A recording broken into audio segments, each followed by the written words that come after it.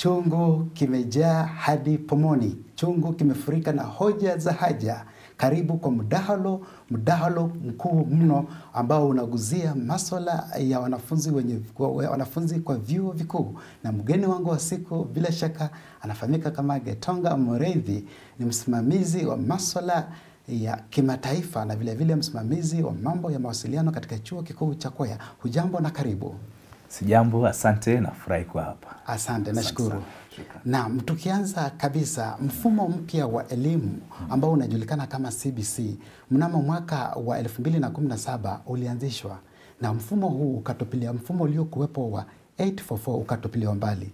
Je, vyuo vikuu vimejiandaa vipi na mfumo huu mpya wa CBC? Asante. Naam. Kwanza kabisa, vyuo vikuu vimefanya mabadiliko makubwa. Naam. Na haya mabadiliko yamelenga hasa haya mabadiliko yaliletwa na CBC. Na kwanza kabisa ni kuhakikisha yale maarifa ama ule mfano wa kufunza kulingana na nakala za CBC. Walimu wetu wamefikia hiko kiwango. So hiyo ndio imekuwa mikakati mikuu ya kuhakikisha walimu kwanza wameelewa hii CBC ni nini. Halafu pia ule ujuzi wa kuweza kutekeleza haya mafunzo kuelekeza kwa wanafunzi watakaosomesha sasa hii CBC. Tuelewa kwamba huu mfumo wa CBC unagharimu fedha nyingi sana na unahitaji miundombinu kwa wingi kabisa. Vile vile kando na miundombinu kuna matumizi ya teknolojia. Je, chuo cha Kwea kimejitahidi vipi katika masuala haya? Chuo cha Kwea kilikuwa kimejipanga kwa siku kadhaa. Saa hizi tumeweza kutekeleza manufaa ya CBC kulingana na teknolojia kama ulivyosema. Halafu pia nafasi ya pili ni kuhakikisha kuwa walimu wetu na wanafunzi wetu wamepatiwa iko kipawa cha kuelewa hii teknolojia inafaa kudhaminika kivipi. Yeah? Kwa hivyo chuo cha Kwea kimejiandaa vizuri hali ya teknolojia na pia kimaarifa kuhakikisha kuwa CBC pia imelenga hii mikakati ya mabadiliko kielimu. Naam. Ni changamoto zipi ambazo mnatarajia kukumbana nazo wakati ambapo mnazidi kujiandaa kupata kikundi cha kwanza cha wanafunzi ambao watakuwa wamefuzu kwenye mfumo huu wa CBC? Hatutarajii kutakuwa na changamoto kubwa sana kwa sababu kulingana na ile huwa tunaitaga regular market research, sababu Kwea huwa pia kuna huo ujuzi wa kufanya uchunguzi wa mategemeo ya yale yanayotakikana. Kwa hivyo vile tunafanya ni hapa plus or minus kwa lugha ya Kiingereza, tunatarajia pengine kuwe na ile resistance, ile uvutano, sababu bado kumbuka ile system ya kitambo ilikuwa imekaa kwa muda. Kwa hivyo hii system mpya ya CBC kutakuwa na ule mvutano wa resistance. Lakini pia kiakili ama kisaikolojia tumeweza pia kuhakikisha walimu wetu na wanafunzi wetu watakaojiunga pia wamepangwa vizuri ndio waweze kutekeleza majukumu yao kulingana na mategemeo ya CBC. Naam daktari, tutarejelea swala hilo baadaye tu, baada ya muda mchache tu, manake tutaangalia umuhimu wa huo mfumo wa elimu kwa minajili ya kuajiri na kuajiriwa wakishamaliza masomo. Lakini kabla hilo, ningependa tuzungumzie swala muhimu kabisa, swala kubwa ambalo ni swala sugu ambalo linatatiza wanafunzi kwenye vyuo vikuu. Na siku moja nikiwa pale Kwea nimemsikiliza Vice Chancellor yule Profesa Father Mbugua akisema kwamba vyuo vya kibinafsi vinapata matatizo makubwa wakati ambapo wanatafuta hizi hela ambazo tunaziita HELB, pesa ambazo zinawasaidia wanafunzi kusoma. Je, swala hilo ni la ukweli? Lina mashiko? Naam, kusema kweli hilo swala lina mshiko mkubwa. Na baadhi ya sababu zinazochangia, kuna sababu kadhaa zinazochangia. Kwanza ni uhaba wa fedha serikalini, ambapo unaeleweka. Bajeti za serikali saa nyingine huwa zina matatizo kadhaa, na HELB ni moja zinazokumbwa na haya matatizo. Hivyo basi unapata vyuo vikuu vinapata kucheleweshwa kwa hii HELB. Kitu kingine ni udhaifu wa hii mifumo ya utoaji. Ile system haina nguvu. Kwa hivyo unapata mabadiliko hapa leo, mabadiliko hapa pale. Ile system inakuwa shaken a bit. So pia sababu ya ku make sure kuna ile controls pia inazubaisha ufadhili wa hii HELB kwa wanaohitaji.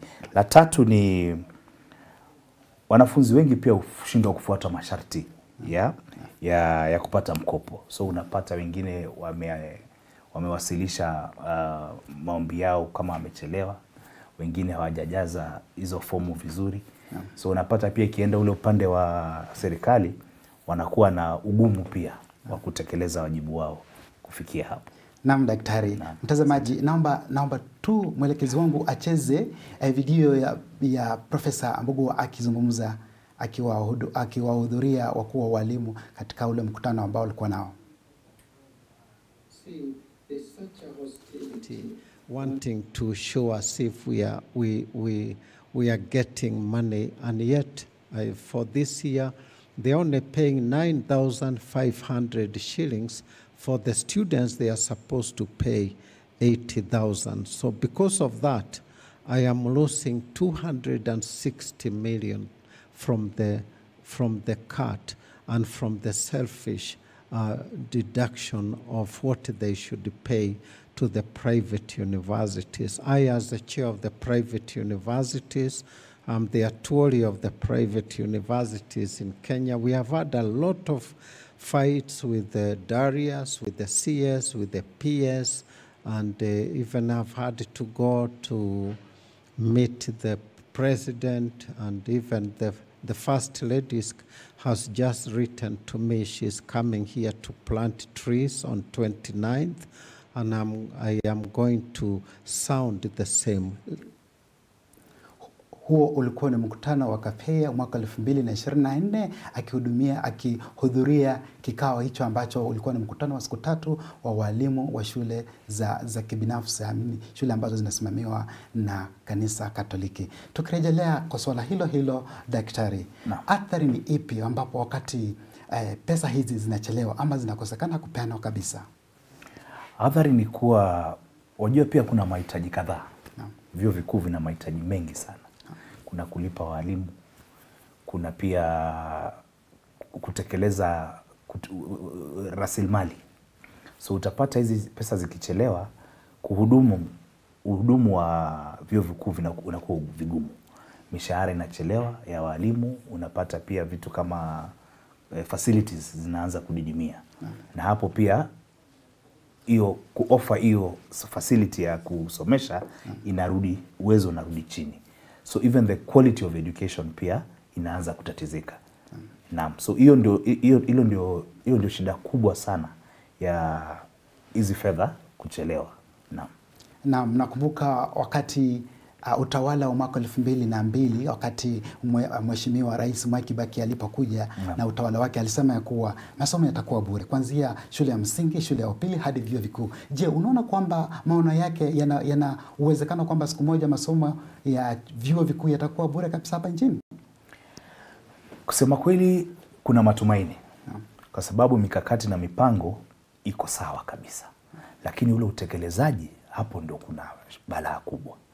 So tunasihi pia viongozi wetu, sisi tukiwa pamoja na wao, tusaidiane tuone mahali tutaondoa hivi vikwazo vinavyozuia masomo ya bure kutekelezwa. Lakini ile mikakati, the plan ilikuwa sawa kabisa na bado iko. Lakini sasa ule utekelezaji, ile execution ndio iko na shida. Naam, kwa hivyo matumaini yako siku moja tutakuwa na masomo ya bure.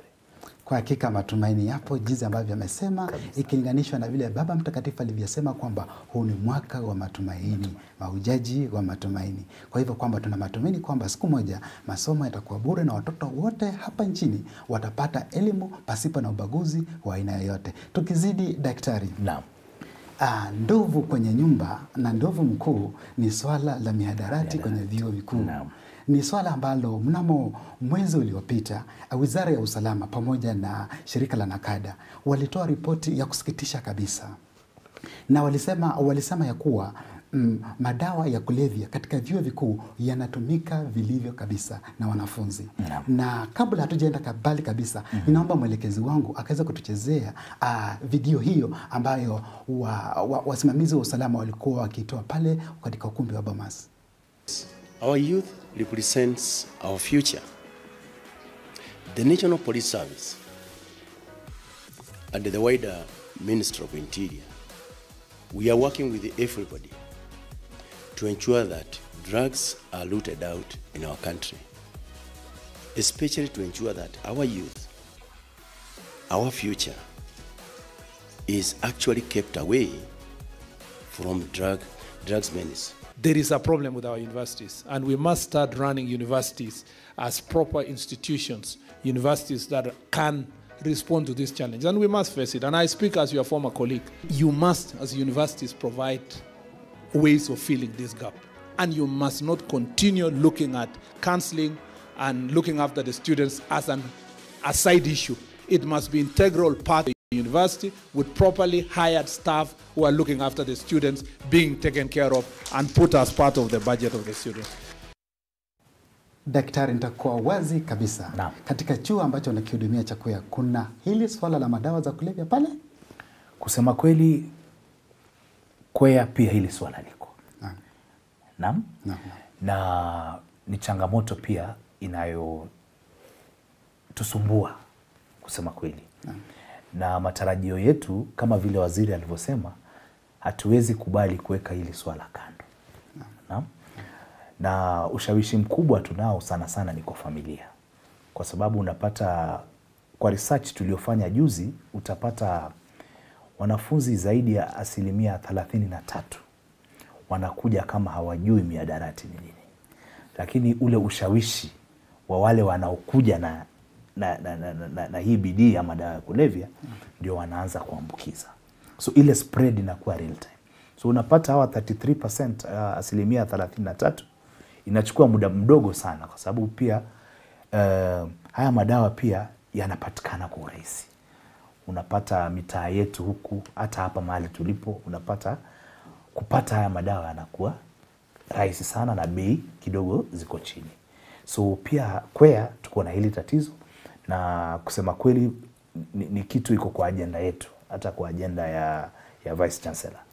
Na tunaweka ujuzi mkubwa kuangalia kuwa hizi numbers ama hii spread ya kutumia miadarati inashuka kidogo. Kulingana na utafiti wangu kama mwanahabari, nilitafiti nikaambiwa kwamba madawa haya yanasambazwa kemo pamoja na wale wahudumu ambao wanahudumia shuleni, wale staffs, vile vile pia wazazi na walimu. Je, kama shule ya Kikatoliki ni mikakati zipi ambazo mmewekeza kutofautisha kabisa na vyuo vingine kama vile vyuo, kwa maanake katika tarakimu niliambiwa kwamba utafiti huu ulifanywa kwa vyuo 18 vikiwemo vyuo vya serikali na vile vya kibinafsi. Sasa tofauti ipi iliyopo kati yenu na vyuo vingine vyote? Maanake hii ni shule ya kibinafsi ambayo inasimamiwa na kanisa Katoliki. Na asante. Kuna mambo mawili tunayotekeleza saizi kwa nguvu kabisa. Kwanza ni uhamasishaji. Tunataka kuhakikisha kuwa wafanyikazi wetu ama wahudumu wetu wote pamoja na community ya Kwea imehamasishwa madawa ya kulevya madhara yake ni gani. Na haya ni mafunzo ya kila siku. Na nitasema bila uoga kuwa hili ni jambo vyuo vingine hakuna. Kwa hivyo kila siku kuna taarifa za kuhakikisha kila mfanyikazi ama kila mwana community wa Kwea anaambiwa ama anahamasishwa shida za madawa ya kulevya. Jambo la pili ambalo tunafanya Kwea ni kuweka mikakati ya usalama. Kwa hivyo tunahakikisha tuko na what we call shadowing. Unaweka kivuli. Unahakikisha unajua kwa wale wenye angalao wako na ufasaha wa kuelewa mambo ya madawa ya kulevya, wako na watu wanaowashika mkono. Imetusaidia kwa sababu utapata kwa kila watu 5 mmoja kidogo wako na ushawishi wa madawa ya kulevya.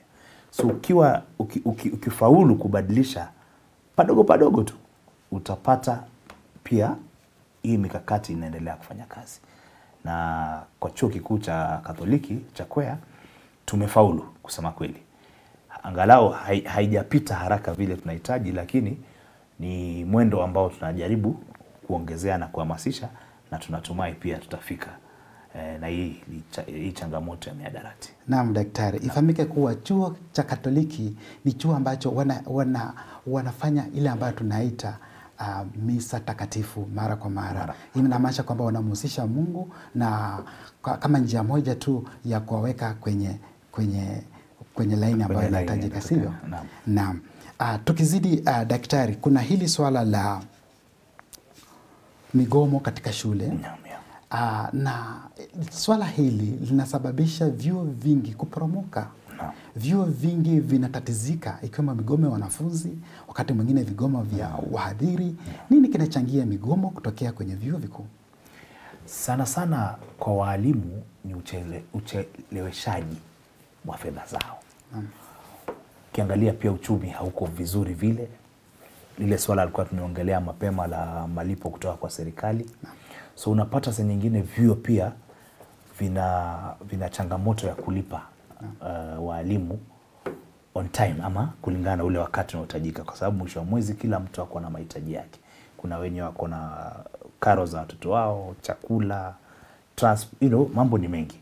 Sasa unapata hili jambo lisipofanywa, wasipolipwa mishahara yao kwa wakati, migomo inaanza. Wanapatia chuo siku kidogo, chuo kisipofaula, sababu kama hakuna pesa, wanaamua sasa mgomo uendelee. Na sasa utaona inaambukiza mwenzake. Walimu wakigoma, wanafunzi nao pia wanagoma. Shida nyingine ni hiyo ya mihadarati. Utapata saa nyingine sababu ya matatizo ya kisaikolojia, utapata rate ya suicide, kujinyonga ama kujitoa uhai iko juu. Sasa utapata wanafunzi kisaikolojia hayuko sawa, ameamua kujinyonga. Kitu cha kwanza wanafunzi watafanya ni kutaka kujua sababu. Na watasahau mambo ya mihadarati. Watafikiri aliuliwa ama kitu kama hicho, ambapo pia ni ishara moja ama sababu moja inayoleta migomo. So hizi changamoto ndogo ndogo tulizoongelelea mapema kidogo ndio zinasababisha kukuwe na huu mvutano na migomo izidi kusambaa. Je, kuna ukweli ya kwamba vile vile ufisadi ni kanza ambayo saratani ambayo inakula vyuo vikuu na kusababisha vyuo vikuu kuporomoka? Naam. Na unajua ufisadi unaua rasilimali. Kukiwa na ufisadi, rasilimali pia zitapungua, kwa sababu kama ulikuwa ununue kiti na hujanunua, itamaanisha wale wanafunzi walikuwa waje wakalie hivyo viti hawatapata maduka. Kwa hivyo hapo ni kweli, na pia ni changamoto inayotaka kushughulikiwa. Naam. Mpenzi mtazamaji, chungu kimejaa hoja chungu nzima. Una nafasi ya kufanya mtagusano nasi. Kama una swali, uliza kabisa, usiwachwe nyuma. Mimi nina mgeni wangu hapa, Daktari Mureithi Gitonga, na tunadadisi na kupiga tunadadisi na kujadiliana kabisa kuhusu swala hili ambalo linahusiana na wanafunzi kwenye vyuo vikuu. Naam daktari. Kuna hili swala la usalama. Na jana nikipitia katika ile inaitwa social media, niliona kwamba kuna mwanafunzi mmoja wa chuo cha Rongo kama sijakosea, aliyekuwa amepotea kwa muda, alipatikana kama amefariki. Je, usalama wa wanafunzi kwenye vyuo vikuu uko katika hali gani katika hili taifa letu? Kusema kweli, vyuo vikuu viko na mikakati tofauti. Na tukiangalia kama Kwea tumejaribu sana kuimarisha usalama. Na especially ulinzi ndani ya vyuo ni kitu muhimu sana. Na unaelewa pia mahali dunia iko saizi, teknolojia, kila kitu, mambo yako kila mahali.